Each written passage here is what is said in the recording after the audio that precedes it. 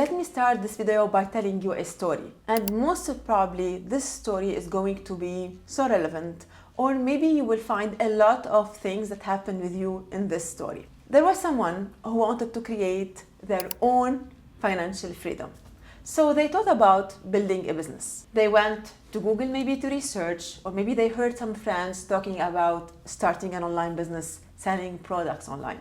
And the first things they stumbled upon might be dropshipping, private labeling, or maybe they were thinking about developing their own products. They have some money, they can invest on that. So the first things that anyone who's just starting out, or the first platforms anyone who's just starting out hear about are Alibaba, AliExpress, Shopify, these things. So the idea started somewhere, started with someone who wanted to change their lives by creating financial freedom, by owning their own business. And they wanted to sell a product that maybe will help them to do that. Maybe product, maybe products, it doesn't matter. This is how every story begins. This is how we all begin. We want to be financially free. We want the lifestyle. We want to own our own business. We don't want to work the 9 to 5. That's normal. But when you decided what product you wanted to sell, what business you wanted to create, this is where you as a person intervened. This is where you, your models, your ideas, your experiences, who you are intervened. And this is why someone of you might be selling organic soap, and someone else might be selling organic makeup or makeup, and someone else would be simply private labeling products from China related, for example, to tennis. We all had the idea of starting a business, but the business we end up creating depends a lot on us. And this is what makes every business unique. This is what makes your business unique. This is what makes my business unique. This is what makes every single brand on this earth unique. And if a brand is not unique, it will never succeed and it will never survive. Why it is easy to fail in e-commerce? Honestly speaking, it's easy to fail in anything. In any business idea, in any project that you want to do. Failing is always there, it's always an option, and unfortunately, most people fail, not succeed. We read about success stories, we see them on Instagram, we see them on YouTube, we see them everywhere. Well, yes, they are there, but there are so many other failure stories that we've never heard about, and they are the biggest percentage. So, why it is easy to fail, and what are the things or the mistakes that most people do in order to fail? In this video, I'm going to try to uncover some of these mistakes based on my experience. I have been working on this for years, for more than 10 years now, and I have seen so many e-commerce brands succeeding and others fail. And based on these experiences, I think I have an idea or maybe some assumptions of why most e-commerce brand fails and how you can avoid being one of them. So going back to our story, let's say you have an idea in mind, a product or maybe a brand or something that you are really passionate about, something that you wanted to actually bring into life. Let's say you had a problem with your skin forever and you wanted to create organic makeup that works for sensitive skins. So you started the brand, you developed the products, and this is where one of the biggest mistakes ever happens at this stage while developing your product or your products. So if you are passionate about what you do, if you created a brand that you are passionate about it, most probably you are super excited about getting those products live. But what's the mistake that most brands do? They spend a lot of money, like most of their money at this stage. They spend a huge amount of money on developing the products, on designing them, on doing everything perfect, to the point that when they finish developing the products, they don't have any more money in order to market these products and in order to show them to the world. And guess what? Even if you have the most perfect product ever, the most perfect packaging ever, the most everything ever, you can never sell your products unless you market to them. You can never sell your products unless you put them in front of the world. This is the most important condition. If you don't put money and effort into marketing your products, your brand, no one is going to know about it. I've seen so many brands doing this. I've made a lot of calls with brands who came to me in order to market their products, but they don't have any more money to market the products.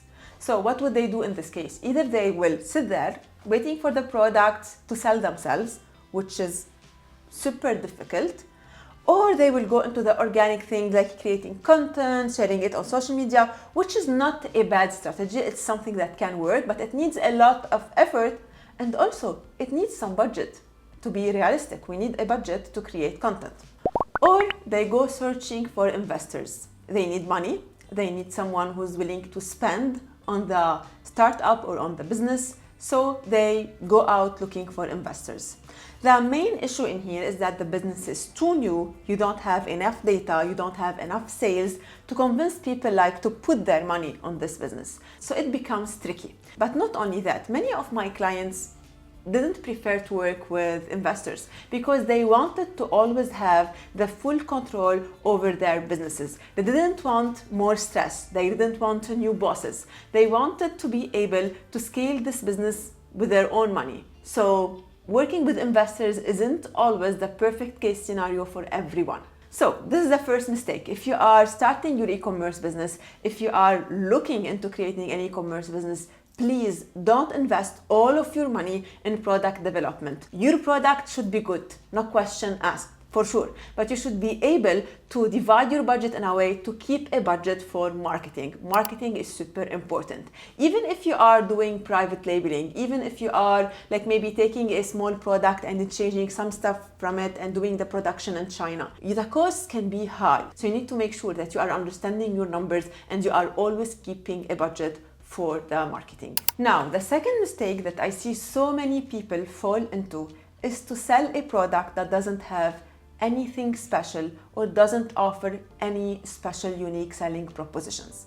And believe me, I've been on this for a very long time, and I know that any product can be copied, but you should start somewhere. You should start by developing a product that's different than the products in the market. You can't only rely on selling the cheapest price in the market.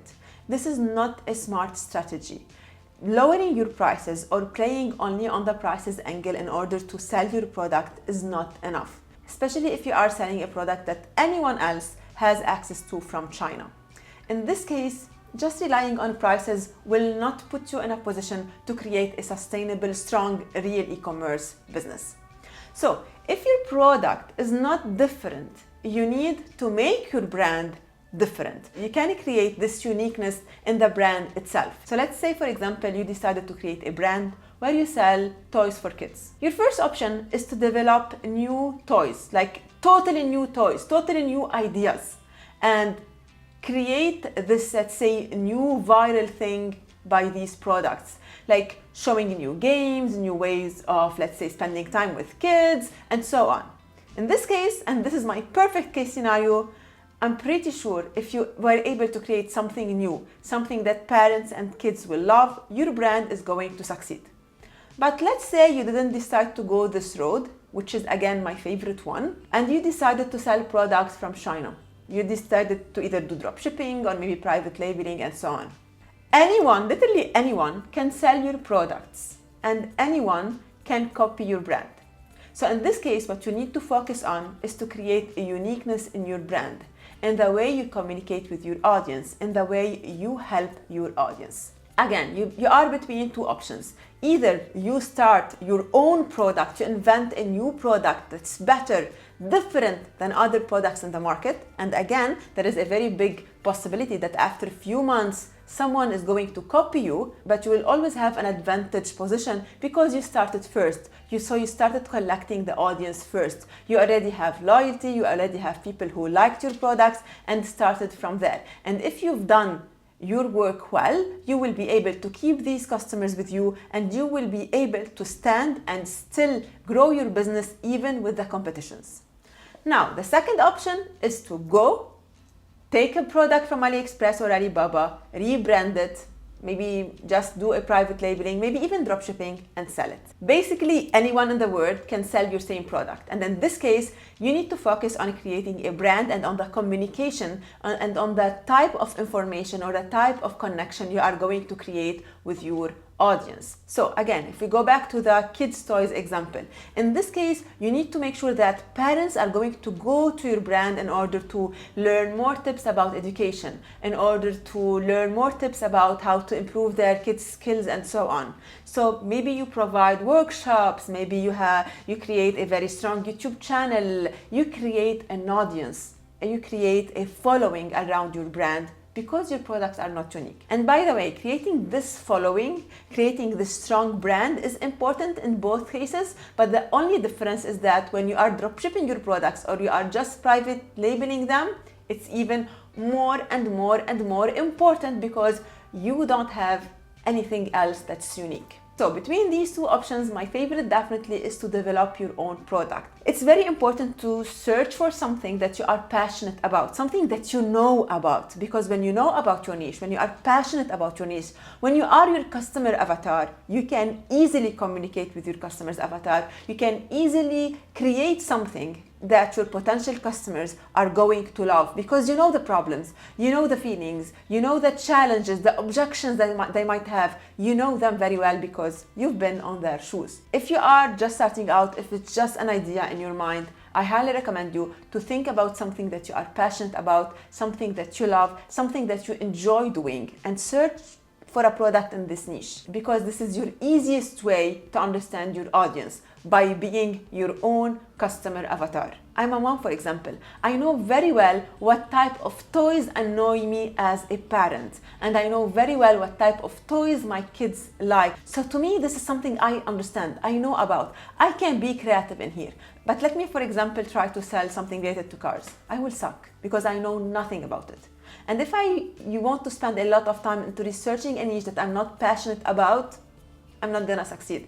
I've never owned a pet, for example. Imagine me creating a toy for pets. How would I be able to do that? I would need to research everything, understand the pet owner mindset, and so on. But if I'm already passionate about pets, this is gonna become way, way easier for me, and I would be able to serve my customers and my potential customers way, way better.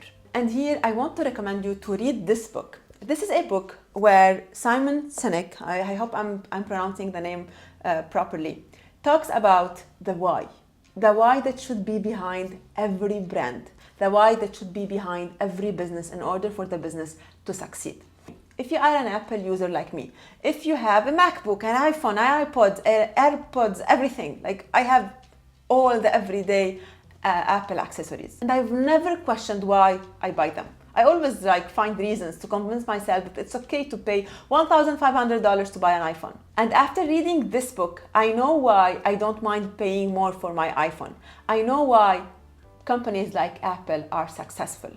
And I highly recommend you to read this book because it's going to help you a lot to understand how you should be thinking about your brand, how you should be positioning your brand, how you should be looking at your brand and your audience. You should create something that people will follow. You should be creating a why, a reason, not just another brand that sells another product. Think about successful new e-commerce businesses. Let's take Mudwater, for example. I talk a lot about Mudwater, but Mudwater created a story, created something new. And now so many companies are trying to copy Mudwater. You would find, I'm not sure if you know what Mudwater is. Mudwater is a company that sells something that's a substitute to coffee, a new drink or beverage. And when this company started, I'm not sure if this type of drinks was actually trendy or if it even existed before. But suddenly, after Mudwater and the huge success of Mudwater, I've seen so many other companies selling the same product. Mudwater started first, and Mudwater were able to create an audience, were able to create something around their brand. They were able to create people who are loyal to their products. And that's why this brand is going to succeed, and I can't see it failing anytime soon or at all, actually. Now, the final thing that I want to talk about, and it's, in my opinion, the most important thing in this video and the most important reason why most e-commerce brands, or let's say businesses, fail. And it's about the owner mindset. So you are starting a business, right? And maybe you've done the production, maybe you are doing dropshipping, maybe you are doing private labeling. Really, it doesn't matter. But you have a business, and you want to run it to start making sales. And again, after all of these years of experience, I was able to find a pattern, the difference between people who fail and people who succeed. When you are just starting out, most of the time, it's a company of one, or maybe a company of 2 or 3 or 5. But anyway, it's a small company, unless you have a huge budget with a lot of investors. In this case, it's gonna be a different story. But most of the time, it's gonna be a company of 1 or 2, or maybe it's a small business family, or maybe you had a retail store and now you are turning it into an online business and so on. Most of the time, it's gonna be a small team. And at this stage of your business, when you are just starting out, when you are still not making millions of dollars in sales every year, you should be able to run your business by yourself. Hear me well. If you are just starting out, if you are at the early stage of the businesses, this is the right time for you to understand how the full business works in order to be able later on to scale this business by hiring employees, agencies, and so on. I see so many people hire employees and agencies at a very early stage. They spend a lot of money in there and they become overwhelmed with the overheads and the company fails. You shouldn't be doing this. If you are just starting out, you can do everything. Actually, honestly, you should learn to do everything, and it's not that difficult. For an online business to be selling, you need a store, you need to be running ads on one platform, maybe Facebook, Google, or whatever, and you need some skills into sending emails, installing some apps on your store, and creating content on your social media profiles. And yes, there are too many things to learn, but guess what? You can learn them. I've learned them. A lot of my amazing clients have learned them. I'm gonna tell you a story. I've worked with a client who has a business that was making around $1 million in sales every year. And she was hiring agencies to do everything. Facebook ads, Google ads, email marketing, everything. She came to me and she told me, I want to scale down.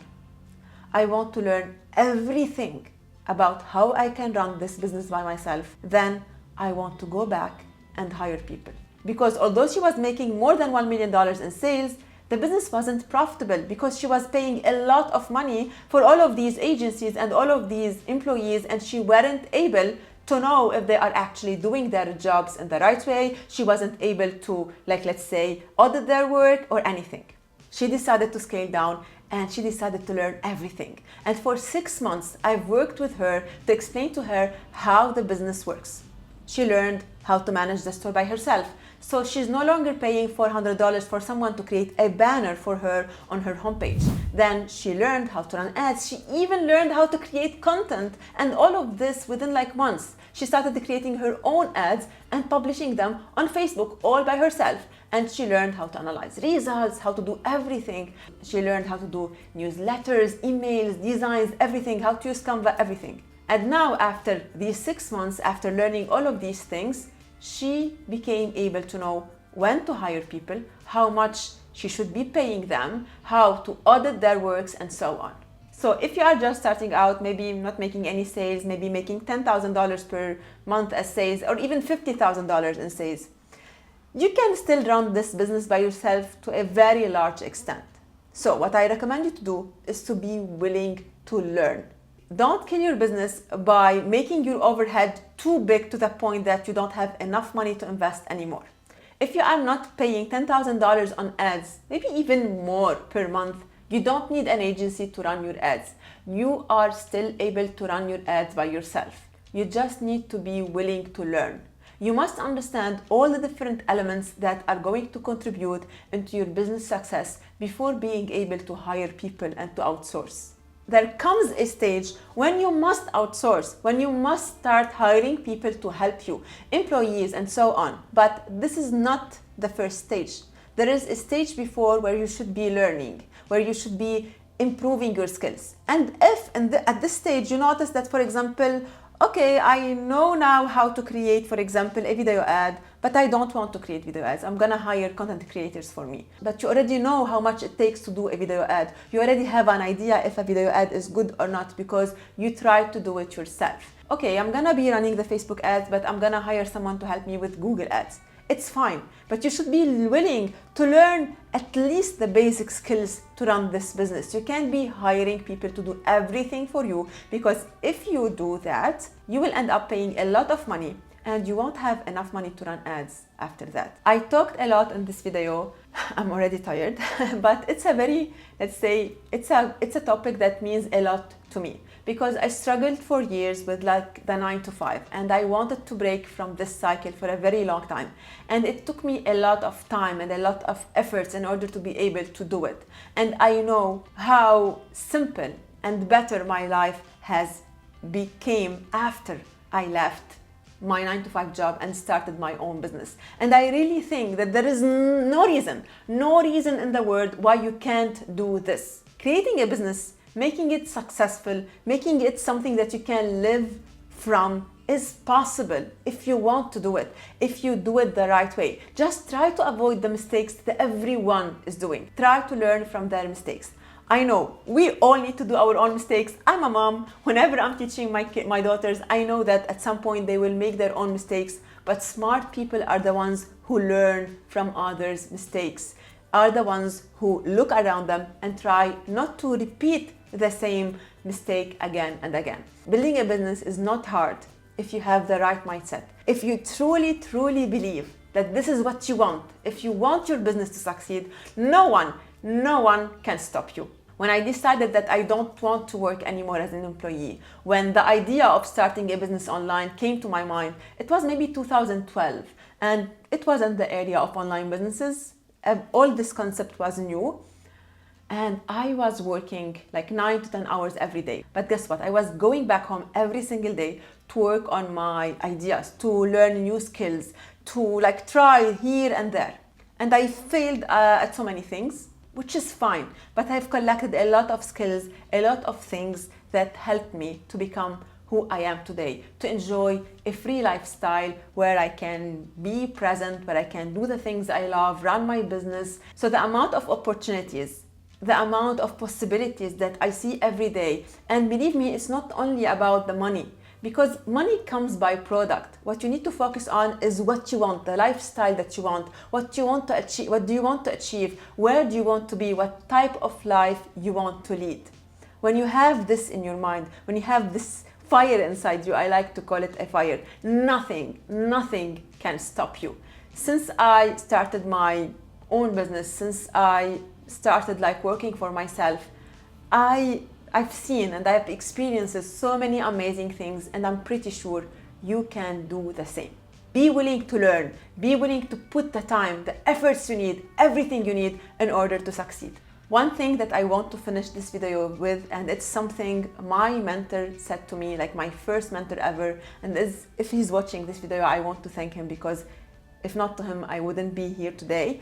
So anyway, he told me once a sentence. He was actually very brutal when he said it, but I think it was super mind-blowing for me. Like it was, okay. He told me, and I was very depressed at the moment. I wanted to like quit everything. I was tired, trying, and he told me, you need to run your business with the mindset that there is no possibility of this business to fail. It's not even an option. Don't think that you can go back to your old life. Don't think that you can go back to work as an employee. This business is going to succeed no matter what. Think about your business as a non-failure option, okay? Be consistent, work, put the effort, and try to learn, and I'm pretty sure you are going to succeed.